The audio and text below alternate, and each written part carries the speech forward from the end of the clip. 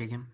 आज हम लोग देखेंगे कॉन्सेप्ट की कोई भी चीज़ होता है हमारे में पानी के ऊपर तैरेगा या नहीं तैरेगा, ये किस चीज़ पर डिपेंड करेगा।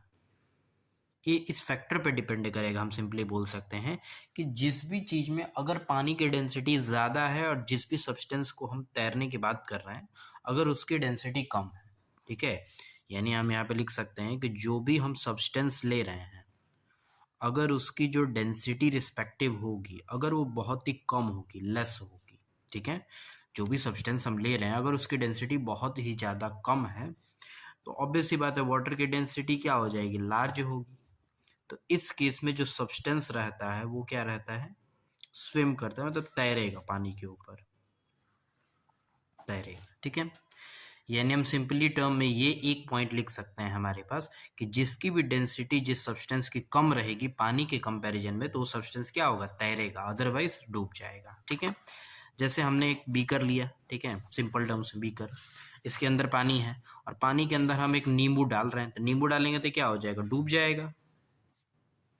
जैसे ही डालेंगे तो क्या होगा, डूब जाएगा। क्यों डूब जाएगा भाई, ऑब्वियस ही बात है, क्योंकि जो यहाँ पे हमारे पास ये नींबू है, नींबू की डेंसिटी क्या है हमारे पास, बहुत ज़्यादा क्या है हमारे पास, लार्ज है ना, जो सब्सटेंस है उसकी डेंसिटी क्या है, ज़्यादा है। जब सब्सटेंस की डेंसिटी ज़्यादा है तो उसके अंदर क्या होगा, डूब जाएगा। लेकिन अब दोबारा हमने वही पानी लिया, लेकिन इसके अंदर हमने पहले से डाल दिया सोडियम क्लोराइड बहुत ज़्यादा। अब जैसे सोडियम क्लोराइड से नहीं सॉल्ट डालेंगे तो जो डेंसिटी होगी वाटर की वो बहुत ज़्यादा क्या कर जाएगी, इंक्रीज कर जाएगी।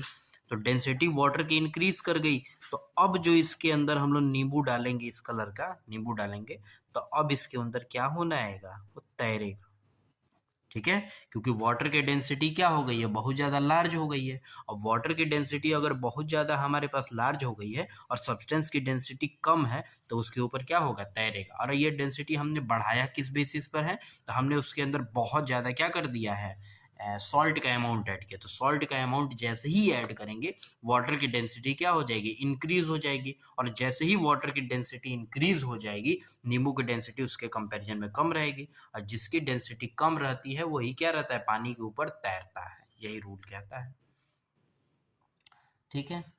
तो दैट्स ऑल अबाउट, ठीक है। तो मेन इसमें मोटिव और इम्पॉर्टेंट पॉइंट क्या है, जिस भी सब्सटेंस की डेंसिटी वाटर के कंपैरिजन में कम रहेगी वो सब्सटेंस वाटर के ऊपर क्या करेगा, तैरेगा, बस यही रूल है, ठीक है। तो इसको ध्यान रखना है।